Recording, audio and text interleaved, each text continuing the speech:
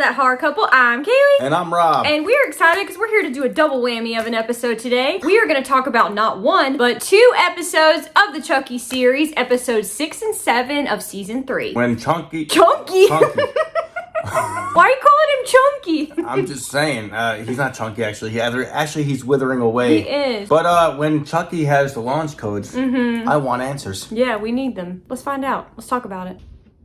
That horror couple. Oh yeah. That horror couple. It's us. That horror couple. That horror couple. And they talk about horror. Like and subscribe.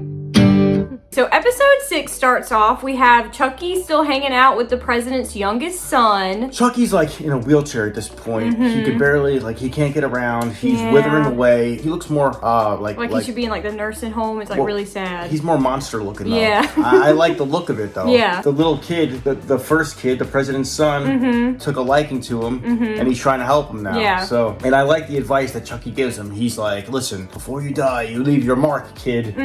Yeah, he's like very adamant about like leaving his mark behind before he's because he's withering away. His soul is literally not going to be able to like go into another doll or anything. He's in a lot of trouble here. And in episode 6, we see the aftermath of like what happens after the president got taken out. Sawa. Yeah, so Sawa's off the show once again. Yes. It seems like every time Chucky like nails somebody, he writes Chucky did it on the wall. He does. Yeah. So like he does leave his mark, which is kind of cool. Like it's written in blood. It's kind of neat. Yeah. It seems like the Secret Service is trying to cover this whole thing up. Price. Yeah, Price. Very unlikable character. I don't trust that guy. I don't trust him either. I think he's trying to take over the United States or something. Dude, he looks like a butler in a haunted mansion. Yeah.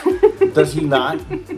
He does. All right, so the first lady's like freaking out about this, and she wants to bounce, and she said, "I'm going with my family in Chicago," Yeah. which I thought was cool because the original Chucky movie Was in Chicago, the movie, yeah. So I'm like, they're tying this back to the old stomping grounds. That was really cool. So I thought that was pretty neat. But of course, the Secret Service says, "Hell no, You're not going You're anywhere." not going." And Bryce and his crew are like physically holding her back. And so if the 3 kids, Grant, Lexi, Jake, Devin, and Lexi.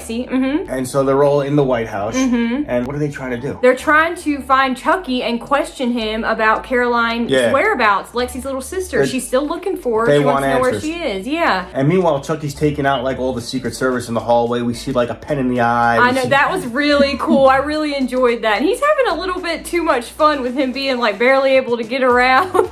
Now, Sawa in this show has been killed more times than Jason Voorhees. I know. And he's back again. He's back. Like Slim Shady. Guess who's back? Back again. And he's Randall Jenkins. Randall Jenkins, yes. Randall Jenkins, and he's like, apparently the government's covering up the whole thing, and they're trying to make like a stunt double of the president, which is Sawa. And this actually shows like how good of that actor Sawa is, because he's acting like himself, but like a different person. Yeah. So it's like he's acting like a double, which is like, so his personality is completely different. He's like acting weird, and he's freaking out the first lady too. Yeah, because he looks, obviously he's the same actor, but he's supposed to be like a person that looks just almost identical to the president. So it's freaking her out a little bit. I think even the kids suspect something's up. Yeah, they're like, what? Where is our dad? Yeah, so Sawa's gone, but he's back again. Back again. And one cool scene I really liked when Lexi gets back to the White House and she's hanging out with Grant. They're at the piano and Grant begins playing Don't Fear the Reaper, and she starts singing and they sing it together. And I thought that was like a nice little wink wink to like Halloween and the other slasher franchises. Yeah, that was so Halloween. I loved that. I love when they do that kind of thing in these shows. I think it's so awesome. So Chucky's in the launch codes room now by the end of this episode. He's got a gun on the Randall, the step-in president. He's like, you're gonna blow up Santa Claus. Yeah, did he say F Santa Claus? Yeah. He literally said F Santa Claus. He did. He's like, because I don't want any kids like being able to get presents or dream about having a better life. He was like going on this spiel about Santa. You could tell Chucky's kind of like, he was always insane, but he's kind of lost it a little bit, towards the very end there. That scene is intense. We're in a standoff with Randall and Chucky and the younger son, he's so cute. He's so chubby in the face. He's so cute. But he's stuck in that room, and Lexi, Jake, and Devin and Grant are like, let us in. They're trying to get in. So eventually the Secret Service gets in and totally like takes a shot and hits Chucky. And I think Chucky said something to the effect of, let's start World War III. He was about to hit the launch code, but he got shot beforehand. And I think that's where the F Santa line came in. He actually hit something to the North Pole or something. And they blew up the North Pole or whatever. But and then Chucky withers away to a skeleton. He Infinity Wars it. He floats away in dust. That's a good comparison. He does. Awesome way to end episode 6 though was seeing Brad Dourif, the character Charles Lee Ray, come back in that Star Wars ghost form. Yeah, the Force Ghost. Yeah, he was basically like a Force ghost. That was such a sick way to end this episode, and hell yeah, episode 6 was good. Dude. It was very good. I really enjoyed it. Now on to episode 7. So here we go, guys. 7. Yeah.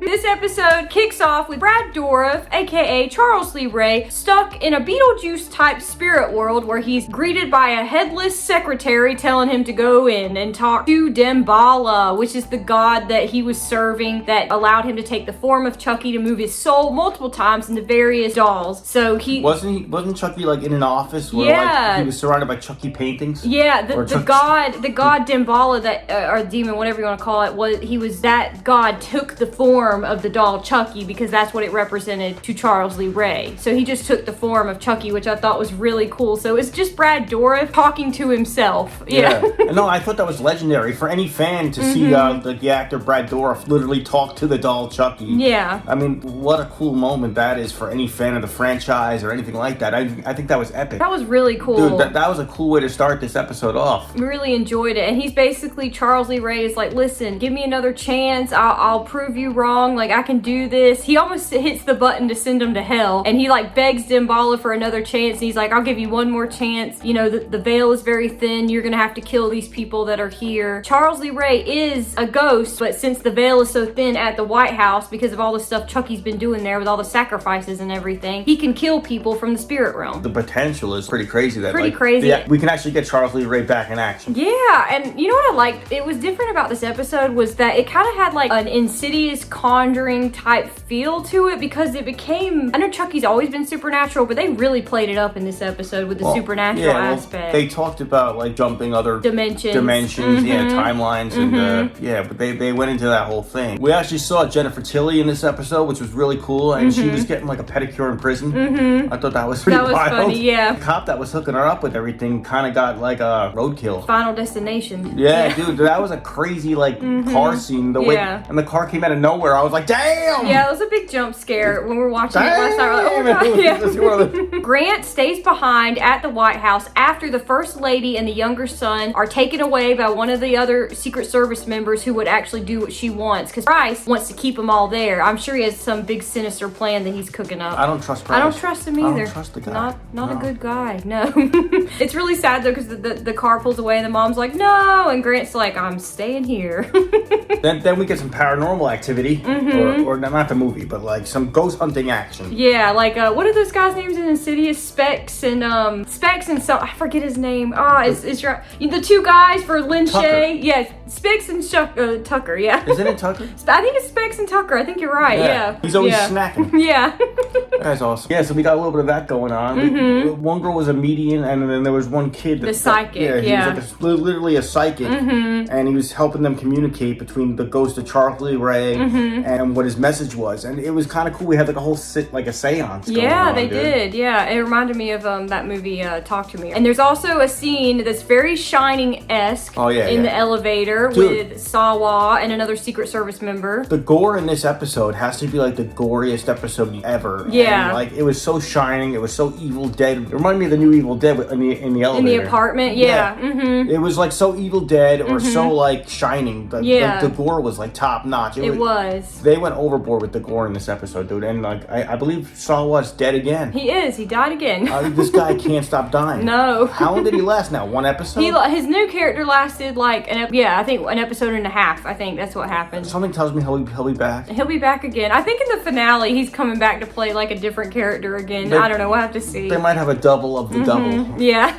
Or something. But no, this episode is really cool with all the supernatural aspects of it, and they're sitting around in the circle doing the seance, and the psychic has channeled Charles Lee Ray, but the problem is the veil is so thin, so Charles is able to manipulate physical matter from the spiritual realm, and that's when things really go which is so sick. Haywire. Yeah. It's so awesome. This is like, it's great to see this actor involved in like a storyline where he was normally the voice of this character, but now he can participate in this whole thing. I just love it. I love it too. It's so cool to see him embody that character as the actual person and not the doll. I really, really like that. As much as I love Chucky, it's really cool to see Brad Dourif be the actual Charles Lee Ray. I'm gonna go back to I just love the look of sick Chucky. He looks like so demented. He does.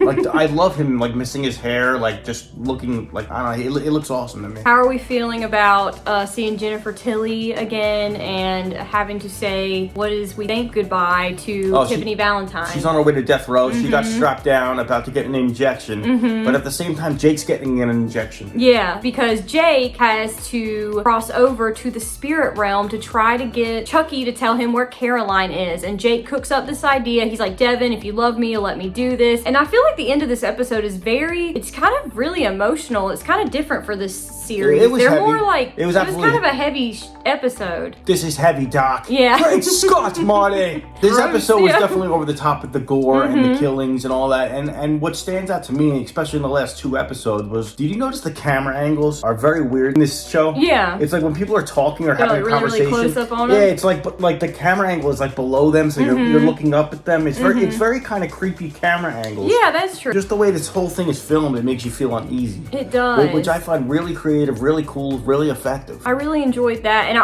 we were really pleased to see Fiona Dourif made an appearance in this episode at Tiffany Valentine's execution. She lets her know that her kids love her and they send their love, but she knows that she's gonna burn in hell because she's an evil bitch. Yeah. Well, do you even trust Bryce? Because he's the one like injecting Jake, and like he says, I'll bring you back with this. But I don't know if I trust the guy anyway. Turns out at the end of the episode, the way they did this is Tilly and Jake, they get injected at the same time, which makes me think they're both gonna go over into the spirit realm with Brad Dourif. Yeah. And all 3 of them are gonna be involved in like the spirit land. I hope that we get to see Jennifer Tilly in the next episode. Well, where do you think her character's going? I don't know if I think we might have to say goodbye to her. I don't know. I don't want to, but I love that character. You're going to hell. She just goes Howard. She just goes straight to hell. Yeah. So that is episode 6 and 7 of Chucky season 3, guys. Have you been keeping up with the episodes? Are you excited for the season finale next week? What did you think so far? Make sure you leave a comment down below. Let us know what you guys think. Make sure you're hitting the bell to be notified when we drop all of our new Chucky episode reviews, horror movie reviews, trailer breakdowns, that sort of thing. If you're into jokes and having a good time, make sure you're liking, commenting, sharing, hitting the bell, and subscribing. And tell them where they can get this hat. We also have some awesome merch, guys. If you go to our main page on YouTube, next to our community tab is our store tab. Click it. It takes you right to Spread Shop. We have hats, shirts, hoodies, mugs, that sort of thing. So if you're into that, make sure you're checking it out. We also have a super thanks option if you want to donate to the channel.